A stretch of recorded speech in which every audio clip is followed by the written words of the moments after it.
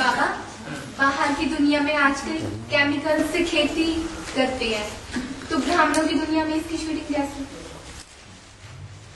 वो है स्थूल खेती और स्थूल अन्न, स्थूल अनाज। जो स्थूल अन्न है, स्थूल अनाज है, वो स्थूल खून को बढ़ाता है, और हमारा अनाज सूक्ष्म है, हमारा अन्न सूक्ष्म है, हमारा पानी भी सूक्ष्म है। वो पानी होता है वो खाना पचाता है, अन्न को पचाता है, ताकत तो नहीं देता। ऐसे ही हमारा पानी कौन सा है? सूक्ष्म ज्ञान जल है। ये ज्ञान जल ताकत नहीं देता है। जो ज्ञान माने पहचान हुई, उस पहचान के आधार पर जो हम याद करते हैं, वो याद ही हमारा भोजन है। क्योंकि जिसको याद करते हैं उस संबंध के आधार पर याद आता है कि बिना संबंध के याद आता है? इंद्रियों के आधार पर, इंद्रियों से संसर्ग संपर्क के आधार पर जो संबंध जुटता है, वो संबंध बार बार याद आता है। तो जो याद आता है वो हो गया हमारा अनाज, अन्न, भोजन। क्या? वो भोजन हो गया आत्मा का, और उस भोजन को पचाने के लिए है ज्ञान जल। इसलिए बाबा कहते हैं रोज सुबह को ज्ञान स्नान करो। रेगुलर होना चाहिए, पंक्चुअल होना चाहिए, क्योंकि उससे जो हम याद की शक्ति लेते हैं, वो याद की शक्ति खून बनाती है। वो है स्थूल खून और ये है सूक्ष्म खून।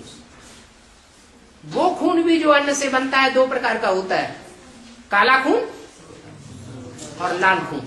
और ये खून भी संकल्पों का खून है, ये भी दो प्रकार का है।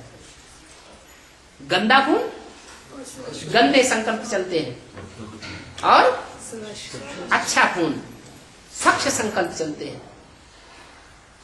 तो स्वच्छ संकल्प अगर चलाने हैं तो जो यूरिन का बना हुआ भोजन है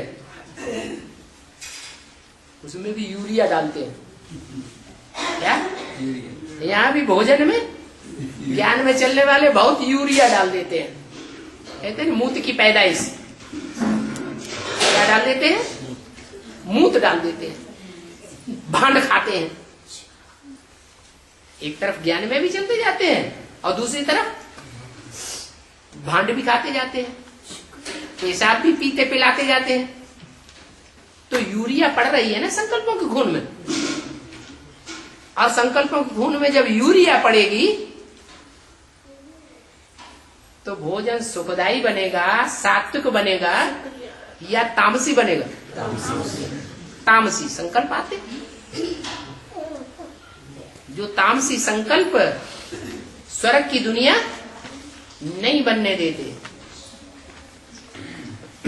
ब्रह्मा के सत्संकल्पों से स्वर्ग की सृष्टि रची गई, वो सत्संकल्प ही नहीं चलने देते। तो ये केमिकल का प्रभाव है। दुनिया में खेती हो रही है ना, दुनिया में जो खेती हो रही है वो केमिकल की खेती हो रही है या नैसर्गिक खेती हो रही है? केमिकल की खेती हो रही है। केमिकल में मुख्य खाद कौन सी है? यूरिया। यूरिया माने यूरिन से बनी हुई।